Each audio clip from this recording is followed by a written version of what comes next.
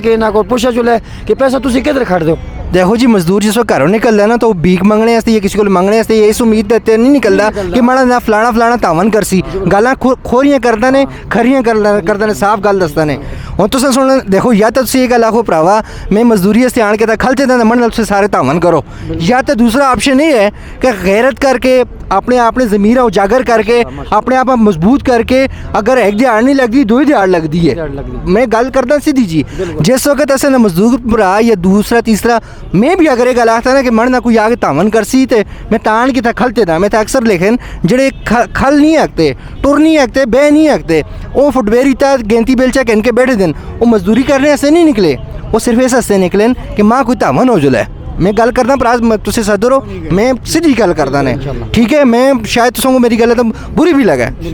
इस सब तो पहले अपने ज़हन विचों ये मुताजी ये गुलामी कड्डो ते अल्लाह रब्बुल इज़्ज़त फजल करसन। अज तुसें सुना है जी मनसा नाल तावन करन कल तुसां दी औलाद के इंतजार बैठ सी कि मन नाल कोई तावन करसी नहीं जी ये तुसां दी गल ठीक है गलत है? बिल्कुल सही गल है माशाल्लाह आपकी वो बात है। तुसां दी जेड़ी गल है इस गल्लां ते असीं बिल्कुल अमीन करते हैं और तुसां दी गल्लां ने पायदार हैं इस पे वजन है और असी अपनी जी गल करना छठे कलमे के मुताबिक अगर ये लोग जो कुछ करदन इस तरह गरीबा नाल सर मैं सगों एक गल दसां तुसीं छठे कलमे के मुताबिक देखा तो असी पहले कलमे मुताबिक ना टुरदे असी छठा कलमा तो दूरा की गल है वो तो पॉलिसी वो तो रूल्स एंड रेगुलेशन इस्लाम के अंदर रहने दे वो तो कानून दसता है कि भाई ये काम असा करना चाहिए ये चीज़ रद्द करो ये फलान करो सारी चीज़ों वो इसी तरह गल है कोई और गल है। मैं तुसे मुसलमान हाँ कल नबी का कलमा पढ़ने वाले हैं माड़ी तुसां दी जिहड़ी गुफ्तगू है आया कि जिहड़ी असां दी गुफ्तगू हो रही है सब तो पहले असां गल शुरू की है अस्सलाम वालेकुम तो गल शुरू की है तुसां सुन बिच एक गल की देखो जिहड़ा मंगने वाला है जिहड़ा किसी नाल उम्मीद रखने वाला है किसी दे तावन कोई उम्मीद रखने वाला है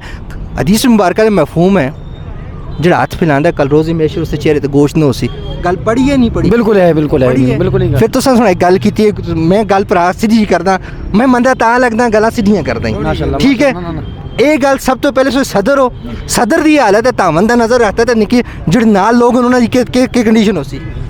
दरअसल में ये चीज़ है मेरे को 4-5 करोड़ रुपए है मैं तो किसी को ना मंगदा ना मंगनी नहीं मेरी सोच है मैं यूसुफ ज़ई बलादरी नाल ताल्लुक़ रखता और मैं तुसां के कहना चाहता कि मैं आखता इस मजदूर के ते खर्चा करो हुकूमत करे और इसी तंजीम ना करे जिस तंजीम ने कोई रजिस्ट्रेशन ही नहीं जिस तंजीम ने चावल का मकसद है और अपने चावल वास्ते लोगों को राती व्हाट्सअप होते बड़े करोड़ों रुपये कमांदा है और कारोबार बढ़ाए दे इस कारोबार में रोका जुले हुकूमत तो दरख्वास्त है और इस तरह कम ना किया जुले इस मुल्क के अंदर कि जिस बेच मुल्क के अंदर